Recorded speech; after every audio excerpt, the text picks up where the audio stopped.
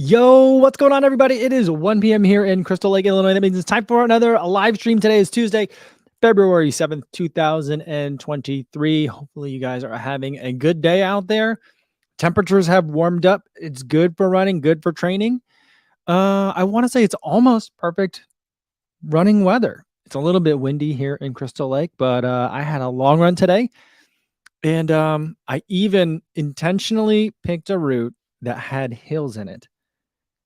And yeah, that's the first time I've done. Usually I intentionally pick routes that do not have hills or find a way to avoid the hills for any of like any kinds of efforts. But I thought today I'm just gonna run up the hill, and I did it.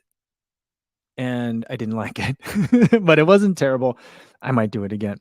Before we get any further, let's say hi to everyone listening in on the live stream. Hope you guys are having a nice and balmy run out there today. And I hope that the wind is not in your face like it was for me out there today. I also picked the way so that way it would be uphill and a headwind the same direction. But I was like, if it's already uphill, it's going to be miserable. So I might as well make it more miserable by picking the headwind, because at least then when I'm on the downhill, I have the tailwind. So that's kind of how I worked it out, right? When it's already miserable, pile on more miserable. That was my theory. So if you got to work out today, if you're working hard on your run, listening to the podcast, hopefully you can pile on the terrible so that way you have extra nice, not terrible things. If that makes sense. All right, everyone watching this on YouTube later after the fact, but not live, welcome to you guys as well.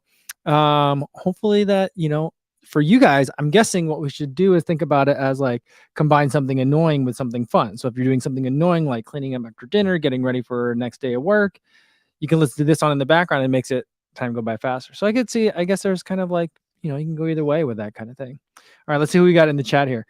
We got Runner Will, who's saying, hey, everyone, just dropping by to say hi. Will, I haven't seen you in a while, I feel like. And he says he's been busy with meetings and prepping his son for his Galapagos trip. That sounds amazing. Hope you all have an amazing day.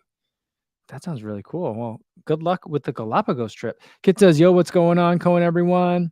Bisham Mom says, good afternoon, everyone. Hope your week is going well. Michelle DeMaio says, hi, Wonder Woman.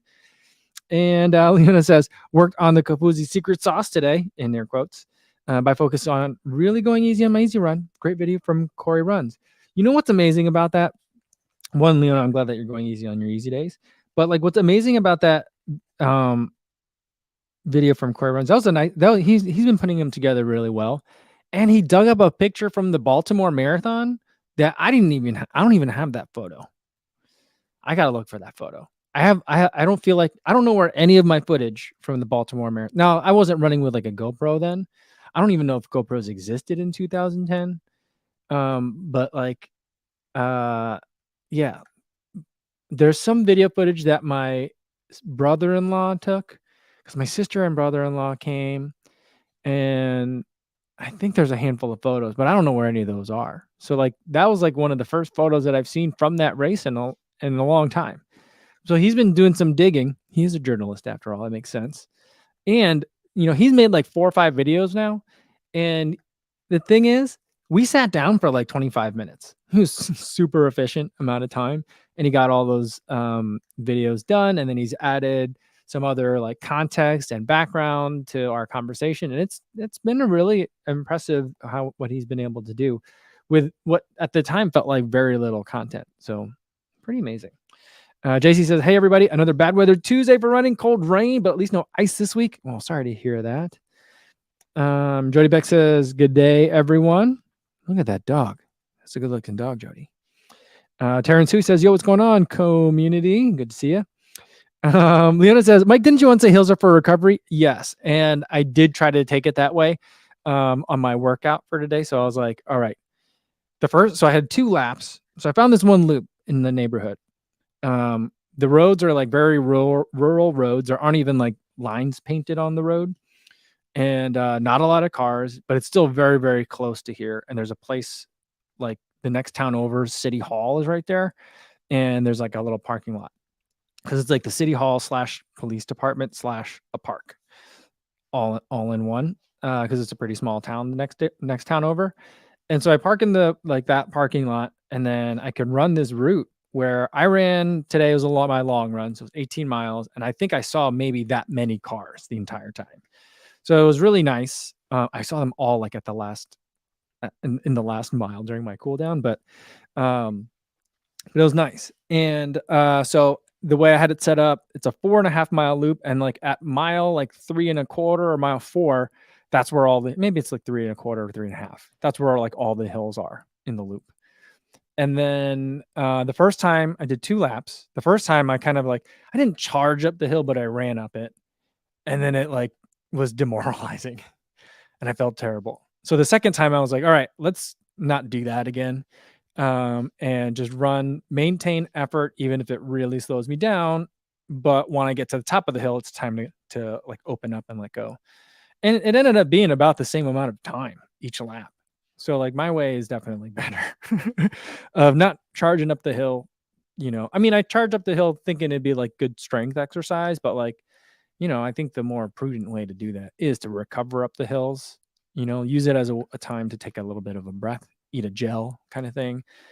And then once you get to the top of the hill where everyone else is like dying and needs to recover, you're ready to take advantage of the downhill. So that's how it's been going. So yeah. Mark Peterson says, yo, what's going on? Weather in the 30s. I might bust out the shorts. You know what? For my long run today, I was thinking about it because like for us, I mean, Mark's in Minneapolis area, and I'm a couple hours south of that on the Wisconsin-Illinois border. And for us, the air temp was in the 40s, or it could have been like towards the end of the run. But the wind chill, it was 16 mile per hour sustained winds. It was windy. It was really nice tailwind, but the headwind was brutal. And so the feels like temp was going to be like mid 20s. So I was like, maybe not half tights weather. But I was like, maybe I do half tights and long socks. But I don't know. It was getting there. It was getting there. I have started looking at the weather in Tokyo though, because we got Tokyo in like 3.5 weeks, something crazy. And that reminds me, I got 2 stories I got to tell you. So I have Tokyo coming up in like 3.5 weeks or whatever it is. Maybe if it's even less than that. I'm leaving March 1st. And I've been like, what is the temperature even like in Tokyo? I feel like it's pretty on the cool side for like marathons go, as far as the world majors go, but I think it's still relatively chilly. But yesterday the high was in Tokyo was like 60. So I'm like, oh, that's warm. And then like the low was like 34, and then the next couple of days the lows gets in like the 20s. So it's still, I mean, it's still gonna be chilly when we go. I'm gonna need a lot of warm layers afterwards. And I feel like after the race, I just feel like my body is gonna like just like shrivel up and freeze. That's what I'm worried about. All right, I'm gonna scroll down to the end of the chat. Frank says, I haven't put on long bottoms for running for the last 2 years. Oh, you're that guy, Frank. Oh, nice. Nice. I wish I could do that, but I can't. Video Guy Man 7 says, hey, Mike, have you ever run the Gate River Run 15K? If not, would you ever consider it? Also, this is super late, but thanks for the great shakeout in Houston. Got sub 4 for our first marathon there. Oh, that's not the right button. This is the right button I wanted. Yeah, good job, Video Guy Man. Congratulations, going sub 4 for your first marathon. I've never done the Gate River Run 15K. I feel like the 15K is a distance that I would like. Shorter than a half marathon, longer than a 10K. I've only run one 15K ever. That was a hot chocolate 15K several years ago. Maybe. I don't know. Adam says it's the first run in the Hyperion Max yesterday, 15 miles easy. It's like the Hyperion Tempo, one of his favorites, with more stack. Yeah, I mean, it's very, very like basic is not the right word, but it's like, oh yeah, just imagine a Hyperion Tempo with a little bit more of that foam. And that's exactly what it feels like. And it's good. I was a big fan of the Hyperion Max. I think it's the best shoe that I think it may be the best shoe that Brooks makes. Although you guys saw I unboxed the Catamount too. That could be it. I don't know, but I'm a big fan of the Hyperion Max. Leona had something. Oh, Leona says, speaking of Tokyo, you can't throw away clothes. So whatever you wear at the start and the corral stays with you for the entire marathon. I was just worried about that the other day.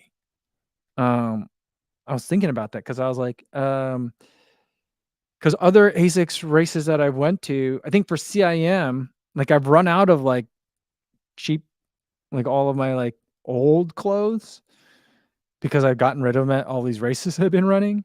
And so like I just took like my cheapest pair of like Asics like sweatpants. I had gotten them for like $20 a couple of years ago, I think. And so I was like, I guess it's the Asics pants are gotta go. It's their turn. And I was like, maybe I should try and find some more Asics throwaway pants. But I don't know. I don't know what you're supposed to do. I gotta talk to someone that's run.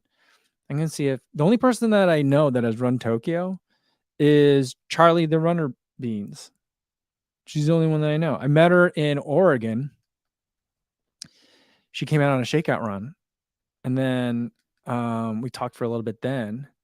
But I think she's the only person that I know of that's run Tokyo. Has anyone here run Tokyo? What do you do with your clothes? How do you stay warm? If it's gonna be like 25 degrees, I'm gonna want clothes. I just don't know what to do with it. Should I carry a pack and just like maybe get tearaway shorts and then stuff them in the back? Like I don't know what to do. I mean, like I'm not so worried about the gel situation because that's how I train. I run and I just put the garbage back in the pocket. But like the throwaway clothes situation has me very concerned.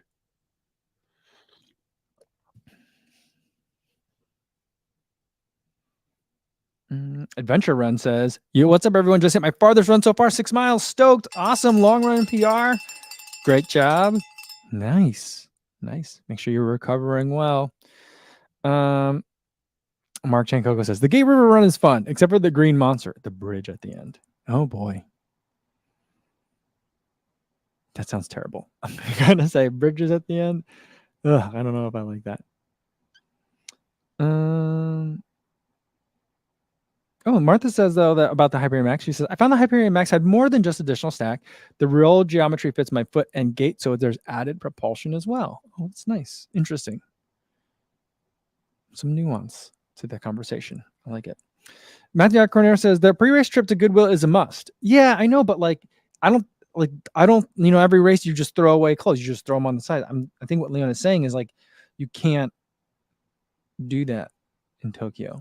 Like, I don't think they collect it and give it to Goodwill because it's like you can't. There's also like, I don't think you like just drink from the cup and throw it on the ground, like they do here in the U.S. I gotta figure. I was just thinking about it in the shower today. I'm like, I gotta start doing some YouTube searching for Tokyo Marathon stuff. And then I was like, you know what? I gotta get someone on the live stream that has run Tokyo before that can like tell me about it. That's what I was thinking about the runner beans. Adam says, "Get a thin long sleeve and then tie it around your waist." Yeah, I think I could do that. But what does everyone else do? You know what I saw like before the Chicago Marathon? I think it was this year. Was it this year? Yeah, I think it was this year. So I get there really early, and my running buddy and I were there, and it was chilly in the morning for Chicago Marathon Day, and we're sitting down and we're just killing time because we got there early because we drove and we parked in the underground garages right by the starting line. And so we've got some time to kill and we're just trying not to burn energy and we're just trying to stay warm. And we're looking across from us and maybe like 10 or 15 feet over, there was a group of people that spent a good 15 minutes. They had brought several rolls of aluminum foil with them and they were wrapping all of their limbs in aluminum foil, like double, triple layers. So they had like created like calf sleeves and arm sleeves out of aluminum. And that's what they were doing to stay warm. And like they would like wrap each other. And so there was like three or four people that had gone through like a couple rolls of aluminum foil. Now I'm guessing that doesn't work in Tokyo either if you're not allowed to have throwaway clothes. But like there's just some weird stuff that I've seen, like people really overthinking it, But yeah, I feel like for the amount of time, I guess like it's easy to pick up a roll of tinfoil, right? Easier and more convenient than a trip to Goodwill, but I don't know. I have no idea. Vittoria Vitali says, "Will it be cold in Tokyo?" My hope is yes. I hope it's a little bit on the chilly side because it's going to be good for racing. It's just going to be so uncomfortable before and after. Like for me, like after a run, even in the summer, could be the middle of the summer, super hot and sweaty. If it's been a workout, like those first 15 minutes afterwards, I'll be chilly. So after New York Marathon this year, they had those big jackets that they give you. It's like fleece lined. It's fleece lined on one side and it's like water repellent on the other. And it's designed for like, if it's like a 35-degree day in New York in November. In the summer, but it felt like summer weather for New York City Marathon this year.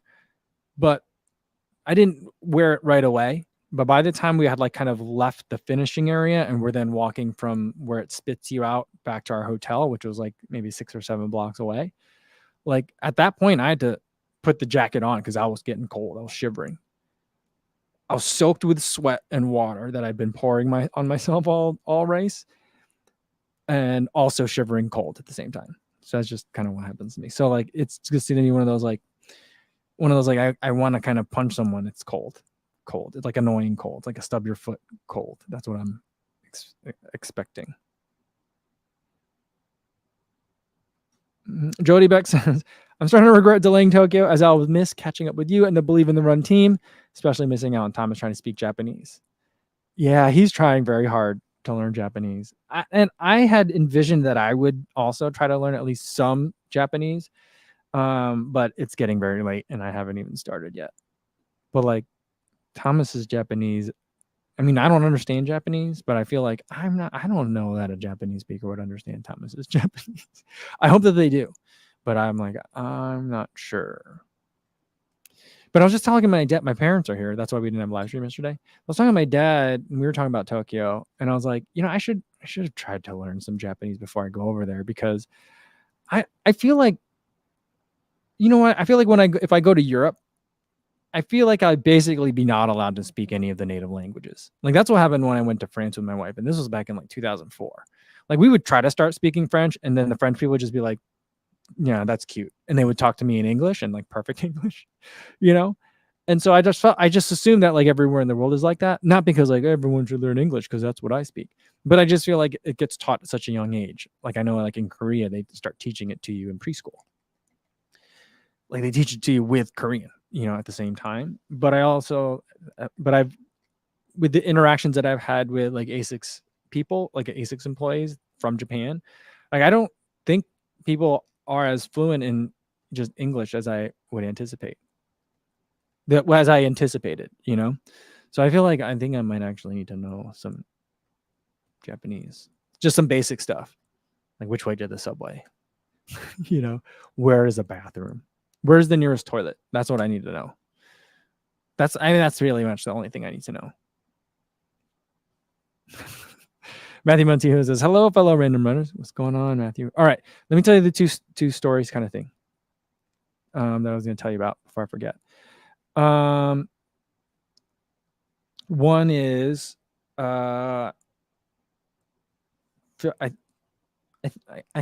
here's what I can tell you. There's not going to be a live stream like February 20th through 24th because I'm going to be gone. I don't know how much I'm allowed to tell you about where I'm going, but I'm going to be gone because there's like embargoes involved and stuff. So I'm just not going to be here February 20th to 24th. I'll remind you guys, but I'm going to be gone for a couple of days, Monday through Thursday, I think. And then the other story is related to the video that I made buying shoes on Amazon. And Adam made a comment, and I was like, I'll tell you a mildly interesting or mildly boring story when we get to the live stream. And so here it is. So Adam made a question, and he's like, the video that I made was about buying shoes on Amazon, and Adam was like, well, what about like Zappos? And someone else commented saying like, oh, Zappos is owned by Amazon, and I didn't know that, and I don't know if that's true or not. I actually didn't check, but like I had no idea. But I don't know that I can make. I don't think I want to make a video about buying shoes on Zappos. I actually think I'd rather buy shoes on Zappos than Amazon. But I did get approached by Zappos to do like a year-long Instagram collab with them, or basically be a paid influencer to post about like buying shoes on Zappos and stuff. And they didn't want me to be like, hey, I'm buying shoes on it, not to make like I bought shoes on Zappos and it was great kind of thing, but just like, like if I'm doing a workout and showing off a shoe and I got it at Zappos, let people know that I bought it at Zappos kind of thing. And I was interested in it. They wanted some exclusivity too. They were like, you cannot talk about these other competitor brands for a period of like a year plus 3 months after the termination of the contract period. And I was like, oh, okay. And they were like, what's that going to cost for us to get that? And so like, I thought about doing the Zappos deal because my wife does buy a lot of shoes on Zappos. I was like, we buy shoes from Zappos all the time. So that would work. But I was like, I don't ever buy running shoes on Zappos. And so I looked like, what running shoes can you even get on Zappos? And you can get a decent amount, but you don't get them for like any cheaper or anything like that. Like I thought, well, maybe they would have a good collection of maybe like last year's shoes that I could go and pick up new ones and talk to you guys about. Like, I always say buy last year's shoes if you're looking for a deal and you can get them at Zappos. But I couldn't really find anything like that. So I was like, it's just another place to buy shoes. And I'm like already trying to do more work with like Running Warehouse and Fleet Feet. So I'm like, this doesn't make any sense. So I never ended up pitching them a number. But yeah, that's the other story about Zappos. But then I did see there's a couple of other like YouTubers and Instagram people that I think did make a deal with Zappos on that. And so good for them. I'm sure it's fine. I would anticipate buying shoes on Zappos is absolutely fine. I would have no problems with that at all. But, that's why I didn't do the Zappos deal. But I probably also won't make a Zappos video too. I just don't think it's that interesting because there's nothing weird about it. It's just another online retailer, Yeah. All right. You guys were talking about Tokyo while I was like rambling on about this not that interesting story about Zappos. Steven C 1984 said, I love that Amazon video. A lot of people liked it. Some people were like, duh, I already knew this. And I'm like, yeah, I know a lot of people knew this, but a lot of people didn't. Luke Klein wants to know who's paying to send you. ASICS. ASICS is footing the bill. So it's an ASICS race. And so they're paying for travel, accommodations, and bib. So, but they're not paying me to go. Someday I'll get paid to go to race, but for the most part, when I go to a race, it's just they pay for the bib and the accommodations. I'm working on it.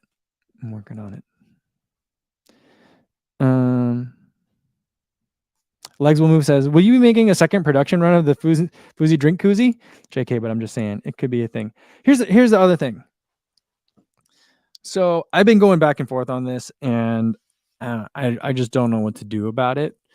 Because like before, I didn't want to buy stuff because one, there was a risk that I would just be sitting on product. And that's what happened with the koozies. I ordered like 100 of them and I sold like 6. And then we moved. And I think I don't know where those other ones went. I have no idea where. I think I pitched them at some point. I was just like, I don't want to sell these anymore. I don't have room for like the mailing apparatus, in my condo. And I just don't want to deal with it. And now we have room for the apparatus, but I still don't want to deal with like mailing and packaging and stuff. So I've looked into like warehousing services and stuff like that. But because I was like, I would like to like be able to have some stuff that people can buy if they want, you know what I mean? Like I don't want to push merch, but I'm like, it is fun to have this stuff. Like when Emily Heller makes a shirt, I like to have it. When Sage makes a shirt, I want to have it. Or if there's like a mug, I think those are things are cool. And I don't like a lot of like the print on demand services. One, because I think that it just makes for a lot of cost, and the print on demand slows things down. The drink koozie thing, I think maybe we'll do again once we get a little bit warmer. I don't know, maybe. And then I was thinking, well, like, like Believe in the Run has been doing a lot of stuff like with Tracksmith or with ASICS in terms of putting logos on like actual running gear and stuff.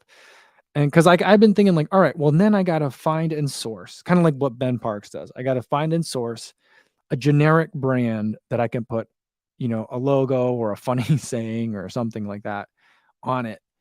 And then I gotta buy a bunch of it, figure out the sizes, and every day I'm packaging stuff up and going to the post office. I'm like, do I want to do that? I'm not sure. So I don't know, but maybe we'll try it. I've also been thinking about like, well, maybe I have a friend that wants to do that. I don't know. Someone else that's already doing it maybe can just also do mine stuff too, and I could pay them. I don't know. So I've been thinking about like how to do stuff like that because I don't know but what it is, but all of a sudden I'm getting a lot of DMs about the Kofuzi, like the non-elite path project shirt, the short sleeve and the long sleeve. They're like, where is that? The link seems to be broken. Cause I don't know if they get like shown the video on YouTube after watching for a while or what. And I'm like, we're not in any talks to do another run of those. I don't know. So I'm like, there's gotta be a way to do this a little bit faster. But I don't know. But I think that just the solution for my concern about like having inventory that sits is just make it smaller runs, right? And when it sells out, it sells out. But there'll be another drop later. I don't know. So I'm trying to figure all that stuff out.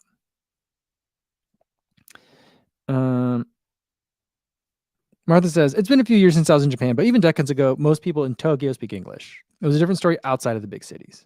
Okay, that's good to know. Jody says, the Japanese are so friendly and forgiving. All you really to know is, then you. Oh, thank you. Okay. And you have to try KFC in Japan as it is next level. I did tell my dad, I was like, I probably will eat meat while I'm there just so that I can experience more stuff that's there. Terry says, Tumuroko's hata wa doku desu ka? Where's the cornfield? That's a good one. I'm not sure if that's going to be that useful, but I do need to know like where the bathroom is. Stevie76 tells me to try the vending machines. That's what my dad said too. He's like, you got to try the vending machines. I'm like, okay. I mean, I do want to try the vending machines.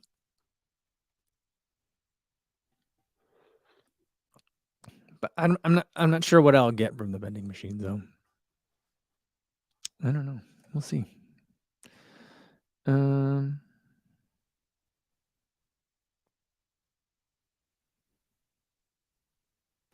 Patterson says about ASICs, they aren't giving you cash, but they're kind of paying you to go. Oh, I mean, it's an expenses paid trip for sure. So it's not like there's nothing, but I'm not getting a check, which I feel like makes a little bit of a difference in my mind. Maybe that's an arbitrary difference, but it is.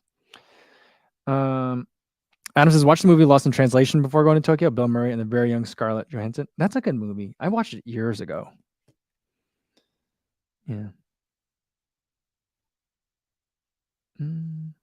Shannon says, you're on fire. You got to capitalize. Merch sales go far beyond the non-elite live stream.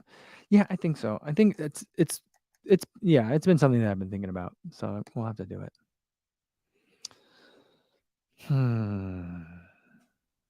We'll figure it out. Gareth Evans says, hey, Mike, any tips on returning from illness during a training block? 3 weeks from my half marathon and a terrible cold has struck. Well, I'll say at this point, I mean, you're 3 weeks in. That means you've already done a good amount of work. And so I would say focus on getting better as quick as possible, right? So a lot of people kind of like try to keep doing workouts through it. I would say like until you're feeling good again, don't really worry about, hard sessions. Just do easy runs if you're going to run at all, but focus on getting better first because it's very easy to make a small cold linger for weeks if you don't like properly recover from it and heal from it. So do that so that way you can be in the best position to race well 3 weeks from now. And so that might change your taper a little bit. So let's say you're sick now and it takes you like a week to get back and then you're 2 weeks in. I would say instead of doing a 2-week taper, which I'm not really sure that people need to do a 2-week taper for a half marathon anyway, but I might have one more like medium intensity session, like 2 weeks out. And then one like short but sharp session like the week of, very, very short but sharp, the week of, to really make sure your body remembers, it's work time. Because I feel like once you start tapering, if you taper too long, like a 3-week taper, my body would be like, it's vacation time.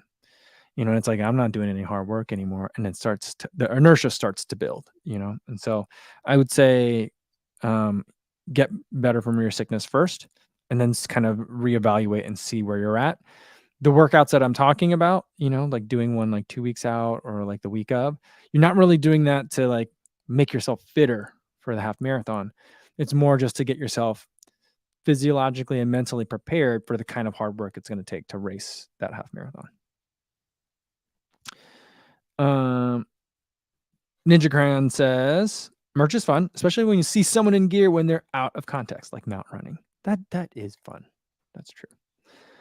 Mark Chanko said, the ASICS guy at the Race Expo noticed my Kofuzi shirt immediately and tried to sell me the Nimbus 25. Did you get a pair? It is a good shoe. The Nimbus 25 is a good shoe. Yeah. Jody says, how long did it take you to get over the runner's knee? I'm currently suffering it. So like my runner's knee, I think was patellar tendonitis. Now I think that sometimes when people say runner's knee, they could be talking about IT band syndrome or patellar tendonitis. I don't think that's correct. But sometimes they get kind of glommed together. I think if it's patellar tendonitis, for me, the one I would say if I was just one exercise that did the most benefit was one where I'm kind of trying to do like a pistol squat. Now, if you can do it kind of like assisted, like I have 2 counters in the kitchen that I can kind of like lower myself on. And if you do that, like that range of motion really like stimulates that area and makes things better very quickly. But like, you know, I developed a little bit of a flare up of runner's knee after CIM. That 3 marathons in 8 weeks thing kind of caught up to me finally. And I'd say there was a good like week and a half, 2 weeks where like I kind of felt it, but I kind of knew, I recognized the feeling. I knew how my body could get it fixed through some PT. And I think a week and a half was it. I didn't have to really adjust too much of my running because it wasn't a big flare up and I caught it early and I started doing more stuff about it early.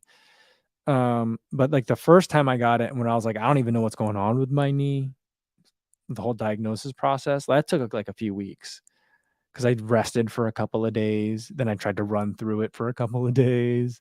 And then I was like, all right, I'm gonna have to actually do something about it. So that's kind of what happened with that. So that took anywhere from a few, like 1 week to like 3 or 4 for me.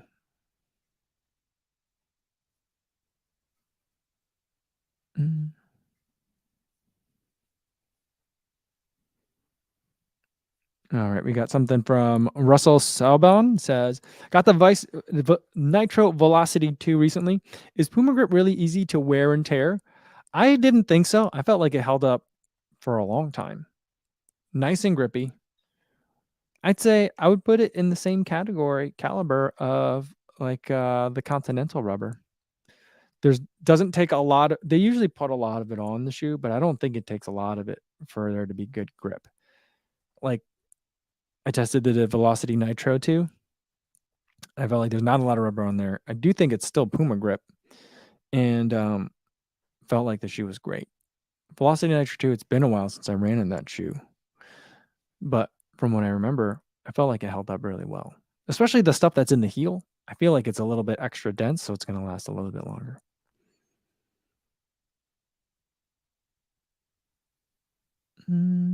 Lou Klein says, PR'd in the Manhattan 10K this past weekend by 3 minutes. That's huge, Lou. Great job. Awesome work.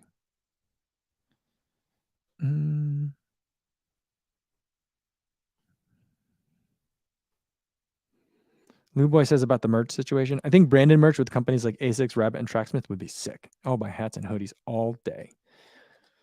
Yeah, I mean, well, I'm kind of like looking over at like how much Believe in the Run is selling out of the Tracksmith stuff, and I'm like, that stuff does look great. And I think Thomas is the one designing it, so I'm like, wow, he's a designer, so like, of course it looks great. But I'm like, oh, I gotta talk to some of these brands. I was like, I gotta talk to ASICS. By the way, another announcement. I got an email from ASICS. They want me to come out to DC again for Cherry Blossom. I do believe that Believe in the Run is going as well. But I think we're going to try to have like another event, another shakeout event. And since now we're planning a little bit further ahead of time, hopefully we'll have some nice giveaways and raffles and stuff. So maybe something that's a little bit more, I don't know. Last time we kind of met in front of the World War II Veterans Memorial, maybe we need an easier place for us to kind of gather. So I'll have to talk to them. Well, we'll have plenty of time to chat in Japan, but we'll have to figure some of that stuff out too. Schumann fan says, "Hi Mike, did you sign up for the BAI 5K? I did not. I'm not gonna do that. I don't usually do the 5K at a race. I don't know. I don't think I've ever done a 5K at like a marathon weekend race. Thomas said he did it last year. He said it was very crowded. Um, he's talked about that a bunch of times on like the podcasts and stuff. But yeah, I don't think I'm gonna do that one. I have a phone call later today about an event that we'll hopefully be able to do. Is the BA 5K? That's we're talking about the same thing, right? Hold on. Are we talking about the same thing? I think we are. So yeah, but I am talking. I have a phone call today about it. Hopefully, an event that we'll be able to do that. I think it will be a lot of fun, and I think a lot of you guys will like. Hopefully, I'll be able to see you guys at that event. Hopefully, we can make it happen. You know, we gotta figure out those things. But yeah, but I'll be around. I'll be around the weekend. I have a feeling. Well, I'm hoping Tokyo goes well. I'm gonna try to run hard at Tokyo, and then that way I'll get geared up for Boston and do a lot more hilly runs, which now I found a nice hilly route to run. And then, but like, I don't think it's going to be like a PR attempt because it's only like 5 weeks after Tokyo. So, I will probably be around a little bit more than I might normally otherwise would be for a marathon weekend. I run on beers here. What's going on, man? He says, "What up, y'all? Happy Tuesday." Did you just have a long run PR on Strava? I thought I saw that you had a long run PR on Strava, but I was also like, wait a minute, how is that your longest run on Strava? Maybe you have longer runs that just weren't on Strava. I feel like you must have. AMS. I think that's how you say that. AM space MZ AMS. Shout out to Alex who ran his longest run, 10.5 miles, another long run PR. Nice, I love it. Jen Blinder asks, if I love the traditional feel of the New Balance 880s but need more cushion for longer runs, would the Brooks Glycerin or Asics Nova Blast be good options? I would probably go with the New Balance 1080 then. And if you have to pick along those two for some reason, the Glycerin or the Nova Blast, I'd probably go with the Nova Blast. But the Nova Blast feels very different than the 880. I'd say even the 880 version 12 feels very different than the 880 version 11 or 10. And those to me have very traditional feels, like workhorse shoes, a lot of rubber on the outsole, and that's the primary sensation that I'm getting. But there is a good foam there too. The 880 version 12 or whatever, that's the most recent one, right? That one still has a lot of rubber on the outsole, but they managed to make it so that you don't feel all that rubber on the outsole. So it's still like it's an 880, and it feels like an 880, but it's much springier and airier. So if you like that 880, then the Nova Blast could be a good fit. But if you like the older 880s, the Glycerin actually might not be a bad idea. I just don't love the Glycerin. I've run in it like another 3 or 4 times since I made my video on it, and I just still now it's giving me hot spots. I just don't. I'm trying. I'm even been trying to run it with it just on the treadmill because my theory is every shoe is good on the treadmill. I don't even love it on the treadmill. I know a lot of people really get along with it well. That's the baffling thing. I'm like, why can't I figure this shoe out? I just think that it's just not getting along with me. You know. Gareth Evans says, all right, talking about his being sick. I've been focusing on lying down for the last few days rather than forced runs. Good. After being given the all clear of COVID just 5 days before the Berlin half, I wanted a straight go at this one. Yeah, I mean, make sure you're feeling up to it. You know what I mean? I've run like a little bit sick before. When I did that 5K in September, I was on Sudafed. I don't think I was on any Advil though. I think it was just Sudafed, which I think was still within a dose that's considered legal. Not that anyone was going to be blood testing at the Itasca Runtoberfest 5K, but yeah, I was on Sudafed, but it was not great. It's just not pleasant to run hard. Martha says we got to get a cowbell for Mark's run. Mark, congratulations! You guys got to tell me about what the run was. We'll move on to know what major shoe brand currently has the worst outsole rubber compound? Not necessarily their choices on how they use it, just the compound quality itself. That's an interesting question. I don't know. I feel like how you use it plays a big factor in it. Um, I do think that Brooks tends to put a lot of rubber on the outsole. I didn't mind it in Hyperion Max. I actually thought it worked really well, and it was surprisingly grippy. So then it's that I don't know if it's a different rubber compound that they're using or they're just using it better, so I don't mind. But like on the glycerin, I feel like if they shaved off like half of the rubber, you'd still have plenty of grip, plenty of durability, and you'd get to feel that DNA Loft version 3 foam a lot better. So maybe, but that's not choice how they use it. The compound itself, I think, is fine. But I'm going to say Brooks. Maybe Hoka. Because everyone says that like that their Hoka shoes wear out too fast. But I think again that's how they use it. Maybe they have a softer rubber. I don't know. Trying to think. Is Ultra? I think a lot. It's hard for me to separate out like how they use it and rubber itself. Like kind of like square centimeter by square centimeter. Yeah, I don't know.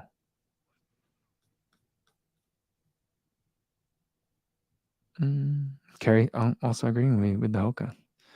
Yeah, but I think part of that conception, don't you think, is the fact that like a lot of the shoes just don't have a lot of rubber on the outsole at all, like the Mach 5.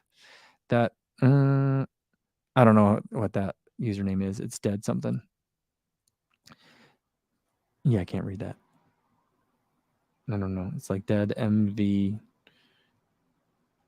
left arrow unhappy face. I don't know.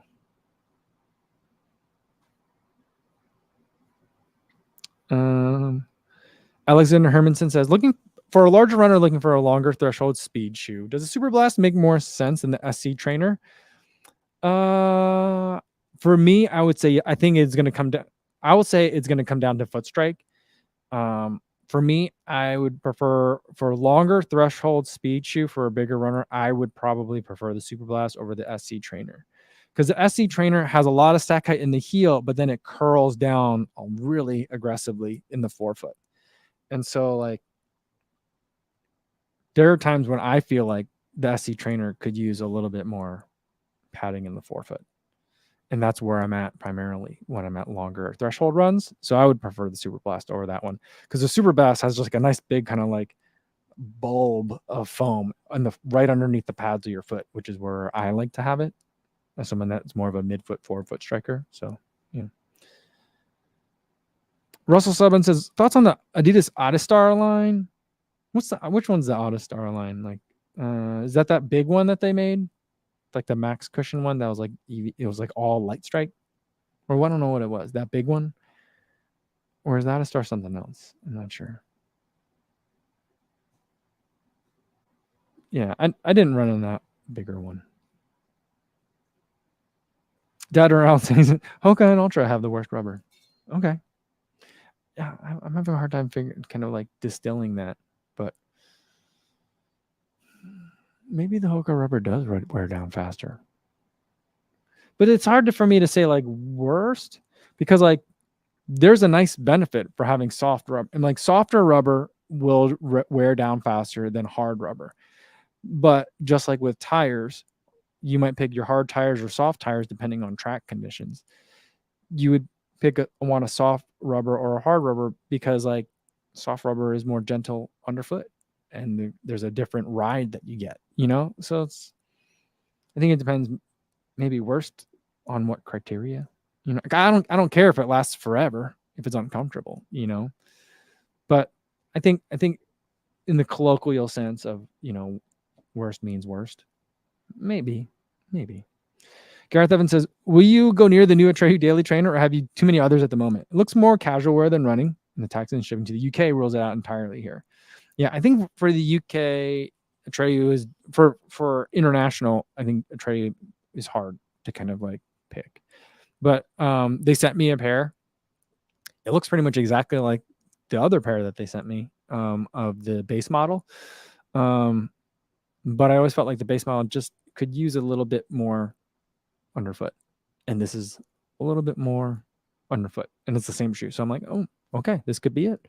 So I'm looking forward to putting some miles in it. I normally love black shoes, but like the Trideo one, like the black and white is very stark. And I'm like, maybe I need to put some black laces on that. Maybe I'll put some black speed laces on it. Just mix it up a little bit. Or maybe I just need to get the shoes dirty a little bit. But yeah, I will be trying it. Schumann fan says, 2019 Tunnel Marathon. I just rewatched your video, and guess what? I was so surprised to see myself in your background. Will you consider doing another tunnel, maybe for a sub 250? That's an interesting idea. You know what? Coincidence. Another coincidence.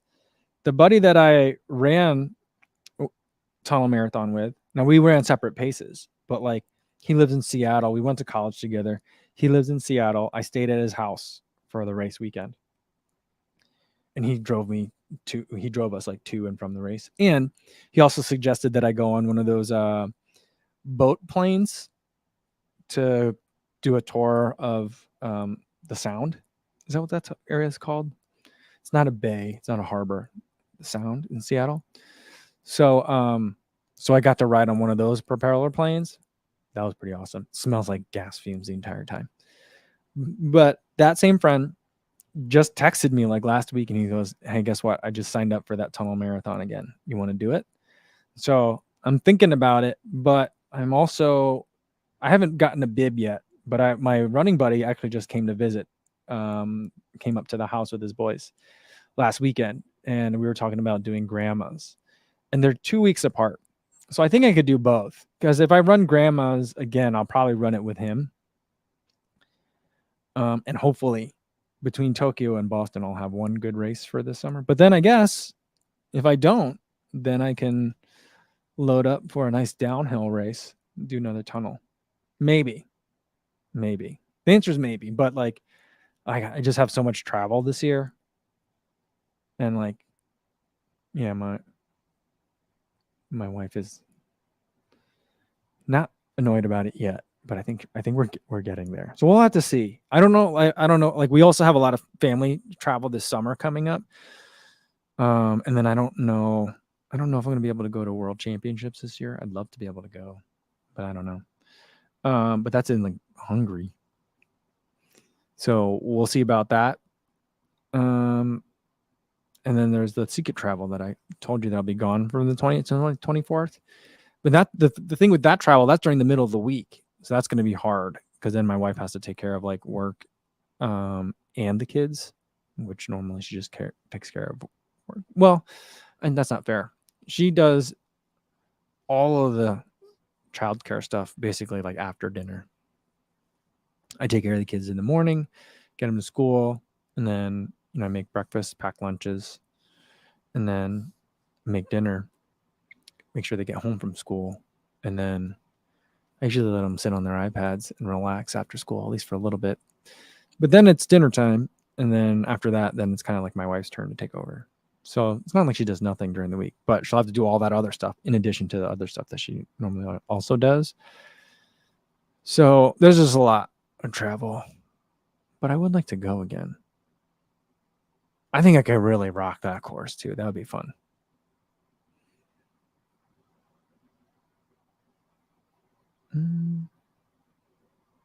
Oh, Go Running with Iverson. Did Kovic finish his Lauren Fleshman book? Yeah, I finished that super fast. That was an easy read. I mean, there were tough parts where I was hard, but it was very easy to be just devour that book. It was really good. I really liked it a lot. Thoroughly enjoyed it. And it makes me wish even more that like Wazel would just make like maybe like a men's t-shirt or something like that. Maybe like a Wazel bracelet that men can wear too, because I just love what that company's doing, and I just want to find other ways to support their mission, especially like their initiatives. Or maybe, I don't know, do they I need to look at it. I've been lazy. I need to look into it further, like their initiative with making sure that young girls can have sports bras, so that doesn't discourage them from leaving the sport, like not having one, those kinds of things. I mean, there's probably a 501c3 that I can donate to, So, yeah, I did finish the book. It was really good. Highly recommend. Really, really good. I don't run a beer says, what's your favorite go-to recovery strategy after a big race? After a big race, I don't have a recovery strategy. My strategy is find the beer tent and then see if anyone else is not using their beer tickets and stay at the stay at the beer tent. And then find something to eat, and then celebrate with friends. So like so after a big race, I'm not good at recovering. My strategy for recovering after a big run is to just drink a lot of water. All right, that's a reminder. I gotta get going soon. So this will be the last one. Make sure I'm drinking just a lot of water throughout the day, and then try to, if I'm feeling it, get the massage gun out that night. But sleep is the most important thing. And then also just be mindful of make sure I'm eating, topping up on just food to make sure that my body has the raw materials it needs to fix whatever I broke, you know, or to fix whatever I broke down. Is a better way to put it. So that's kind of the go-to strategy after a big run, like a big workout. Hydrate a lot, make sure I'm eating frequently throughout the day, get a good night's sleep, both the night before and the night after, or the night of kind of thing. All right. That's going to have to be where I leave it for today, guys, because I'm remembering that I have a call. I've been scheduling a lot of calls for after live stream. And then I get so excited from the live stream and I get distracted that I forget that I have the call afterwards. And I've been just missing meetings. So I'm really trying to remember that I have a meeting after this. I'm going to do that. But when I do that, I got to probably say goodbye to you guys. Tomorrow, we'll have another live stream, same time as today. And then the video for tomorrow, I think is going to be talking about the Endorphin Pro 3 after 100 miles. So that video will be out tomorrow morning, hopefully, if all goes well. All right. Till the next time I see you guys, be safe out there, everybody. Thanks.